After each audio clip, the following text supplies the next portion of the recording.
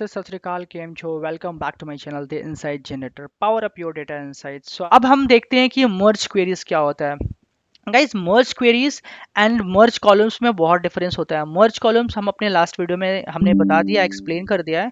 So I will definitely put the link of the in the description box जहाँ पे आप उसे refer कर सकते हो, राइट। अब मैं आपको आता हूँ मर्ज क्वेरीज करके दिखाता हूँ। मर्ज क्वेरीज दिखाने से पहले जस्ट लाइक अपेंड क्वेरीज की तरह मैं आपको एक एनिमेशंस दिखाऊंगा। आई थिंक एनिमेशन से आपको एक थोड़ी बेटर अंडरस्टैंडिंग मिलेंगी and then we will go for the live demonstrations. So चलो आते हैं क्या होता है ये हमारा merge queries. Guys just like append queries हमारे पास दो और दो से ज़्यादा टेबल हो सकते हैं और हमें उन्हें कंबाइन करना है, लेकिन अपेंड क्वेरीज के कॉम्बिनेशंस में और मर्ज क्वेरीज के कॉम्बिनेशंस में डिफरेंस होता है। मैं आपको लाइव एग्जांपल दिखाता हूँ एनिमेशंस के through. Let's say for example कि हमारे पास दो टेबल है, राइट। एक एम्प्लॉय का डेटा है जिसमें सिर्फ एम्प्लॉय की डिटेल है, लाइक एम्प्लॉय आईडी है, नेम है, ईमेल एड्रेस है, उनकी एज है और कब उन्होंने ज्वाइन किया है एम्प्लॉय ने, उनका ईयर दिया हुआ है, राइट। हमारे पास एक दूसरा टेबल है, डिपार्टमेंट का टेबल है। उस डिपार्टमेंट के टेबल में हमारे पास एम्प्लॉय आईडी है, डिपार्टमेंट नेम है एंड डिपार्टमेंट आईडी है। मुझे बेसिकली क्या करना है, मुझे एक फाइनल टेबल चाहिए, एक ऐसा टेबल चाहिए जिसके अंदर मुझे दोनों टेबल का डेटा अवेलेबल हो। इट मीन्स कि उस टेबल में हमारे पास एम्प्लॉय आईडी की भी कॉलम हो, name, email ID, age, year, इन सारे कॉलम्स के साथ साथ हमारे पास डिपार्टमेंट नेम का भी कॉलम हो एंड डिपार्टमेंट आईडी की भी कॉलम हो। कैसे होता है ये, है हमारा हमारा मर्ज करने से पहले का सिचुएशंस जहाँ पे दो अलग अलग टेबल्स हैं और इन दोनों टेबल के बीच में एक कॉमन कॉलम होता है या सेट ऑफ कॉलम्स होते हैं जिसके बेसिस पे हम इन दोनों कॉलम को मर्ज करते हैं। कैसा दिखता है हमारा मर्ज करने के बाद जो फाइनल टेबल होता है, कंबाइंड टेबल होता है, how does that look like basically. So when you will see that this is the final merge queries, यानी मर्ज टेबल है हमारा जिसमें हमारे पास दोनों टेबल के डेटा अवेलेबल है in a single table, right. That is employee ID, name, email id, age, year, and apart from that I have two more informations. One is department name and another one is department id. लेकिन इसमें भी कुछ rules and regulations होते हैं। जो आप मर्ज करते हो दो टेबल को, उन दोनों जिस भी टेबल को आप मर्ज करना चाहते हो उन दोनों टेबल के बीच में एक कॉलम ऐसा होना चाहिए जो कि कॉमन होना चाहिए उन दोनों टेबल में। यानी लाइक ले से फॉर एग्जांपल इस एम्प्लॉय टेबल में और डिपार्टमेंट टेबल में हमारे पास एम्प्लॉय आईडी की कॉलम कॉमन थी, तो इसके बेसिस पे हमने इसको मर्ज कर दिया। तो एक या एक से ज़्यादा भी हमारे पास कॉमन कॉलम हो सकते हैं, राइट, जिसके बेसिस पे हम मर्ज कर लेते हैं। आई थिंक आपको बहुत क्लियर हो गया होगा इस एनिमेशंस के थ्रू। मैं आपको लाइव डेमोन्स्ट्रेट करके दिखाता हूँ पावर क्वेरी एडिटर में। मान लो guys now I have the sales data. हमारे पास बहुत सारे सेल्स हुए हैं, राइट, 2015 में, और किस किस कस्टमर्स ने ऑर्डर प्लेस किए हैं वो भी, उनका भी डिटेल है हमारे पास, प्रोडक्ट का भी डिटेल है। लेट्स से फॉर एग्जांपल कि हमारे पास ये कस्टमर की हैं, राइट, 146657292255। हमारे पास सिर्फ कस्टमर का की है, लेकिन मुझे एग्जैक्टली जानना है कि इस कस्टमर का नाम क्या है, राइट। और भी उस कस्टमर से रिलेटेड मुझे और भी इंफॉर्मेशन चाहिए इसी टेबल में, क्योंकि इस टेबल में हमारे पास कस्टमर्स का बहुत इंफॉर्मेशन नहीं है और ये सेल्स का डेटा है बेसिकली जो हमने रिसेंटली अभी अपेंड करा था, राइट। तो हमारे पास स्टॉक डेटा है, क्योंकि सेल्स का डेटा है तो सेल्स के ही इंफॉर्मेशन होंगे इस टेबल में। प्रोडक्ट की है, कौन सा प्रोडक्ट सेल हुआ है, कस्टमर की है, कौन से कस्टमर ने किया है, कस्टमर की एनुअल सैलरी कितनी है, उसकी एनुअल इनकम कितनी है। तो गाइज अगर हमें इसी टेबल में मुझे और भी इंफॉर्मेशन चाहिए तो मैं एक काम करता हूँ, मैं मर्ज करता हूँ, राइट। मैं मर्ज करता हूँ, कैसे मर्ज करूंगा मैं आपको दिखाता हूँ। ये मर्ज का ऑप्शंस है। मैं ऐसे ही यहाँ पे merge as a new query है या ऐसा मर्ज है, तो मुझे, मैं merge as a new query नहीं कर रहा हूँ क्योंकि merge queries as a new will basically is a similar to the merge append queries as a new की तरह ही है। पुराने डेटा को ये इंटैक्ट रखता है और नई क्वेरीज क्रिएट करता है। लेकिन मैं इसी टेबल में दूसरे कॉलम्स को लेकर आ रहा हूँ और मैं यहाँ अपेंड कर रहा हूँ, मैं सिर्फ मर्ज क्वेरीज कर रहा हूँ। अब कैसे करते हैं, how does merge queries exactly works. ध्यान से देखना गाइस, ये एक बहुत ही क्रूशियल पॉइंट है मर्ज क्वेरीज का जहाँ पे मैं आपको एक्सप्लेन करना चाहता हूँ। यानी मर्ज करना है मुझे कस्टमर्स टेबल को, फॉर अ टाइमिंग मैं कैंसिल कर रहा हूँ। हमें ये देखना है कि किसके बेसिस पे हम कर सकते हैं। मुझे कस्टमर का सेल्स वाले टेबल में मुझे कुछ इंफॉर्मेशन चाहिए कस्टमर्स के, लाइक व्हाट। हमें कस्टमर्स का पहली बात फुल नेम चाहिए, हमें कस्टमर्स का फुल नेम चाहिए सेल्स वाले टेबल में, हमें कस्टमर्स की एजुकेशन चाहिए कि कस्टमर्स का एजुकेशन क्या है, हमें कस्टमर्स की एनुअल इनकम चाहिए। मुझे ये तीन इन्फॉर्मेशन चाहिए basically for the right now. मैं कैसे इन दोनों को मर्ज करूं?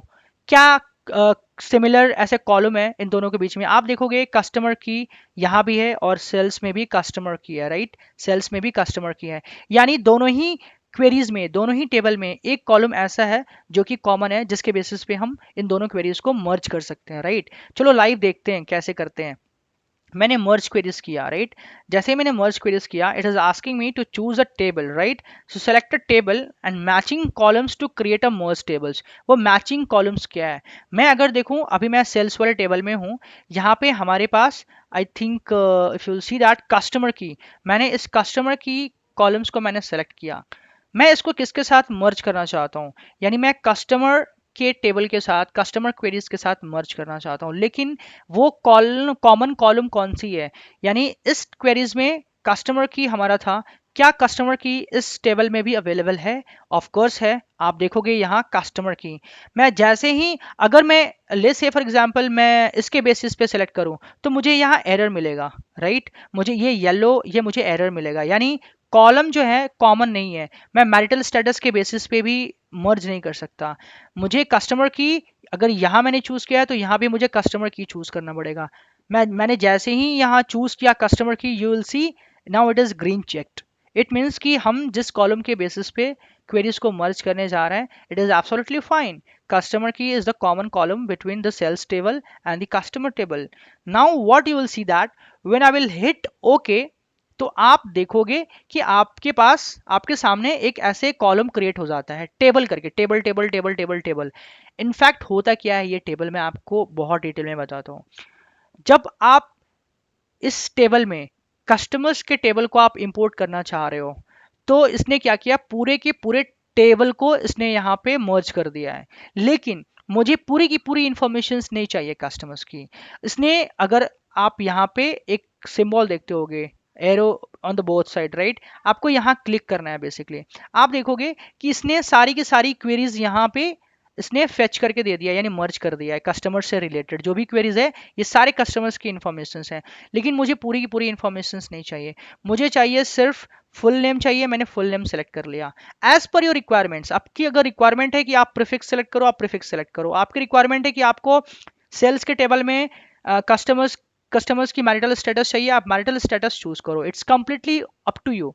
आप जेंडर सेलेक्ट करना चाहते हो, आप जेंडर सेलेक्ट करो। It's completely will happen according to the business requirement, right?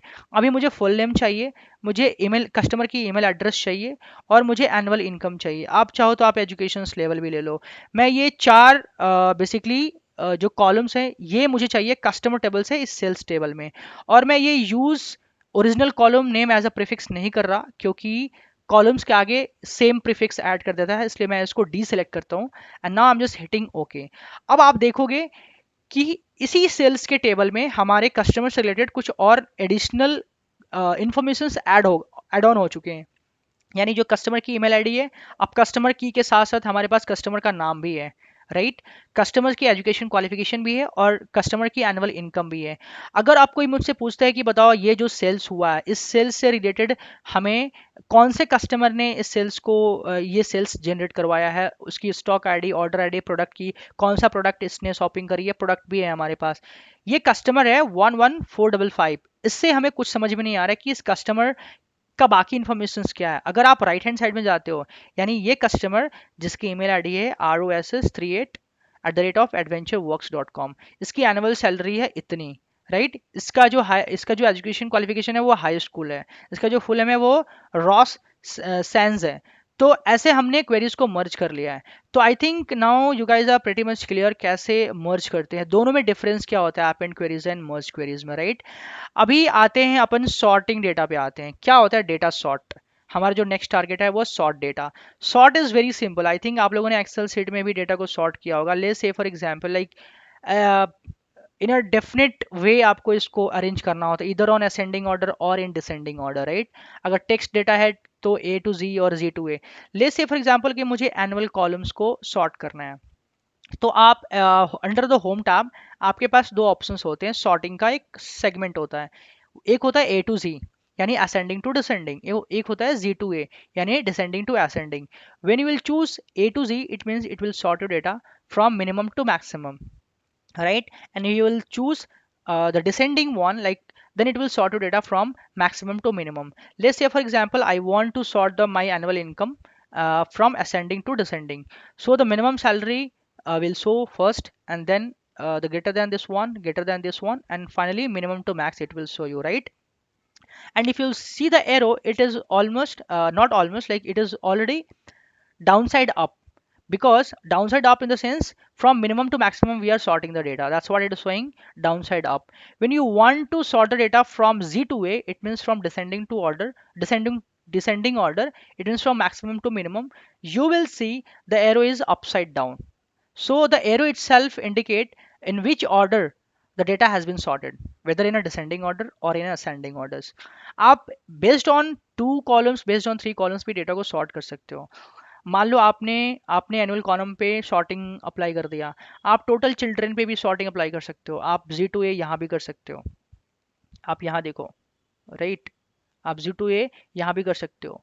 आप अगर आप ये भी देखो कि आपका सॉर्टिंग किस ऑर्डर में हुआ है, आप देखोगे कि एनुअल इनकम के सामने यहाँ वन लिखा हुआ है एंड टोटल चिल्ड्रन के सामने यहाँ टू लिखा हुआ है.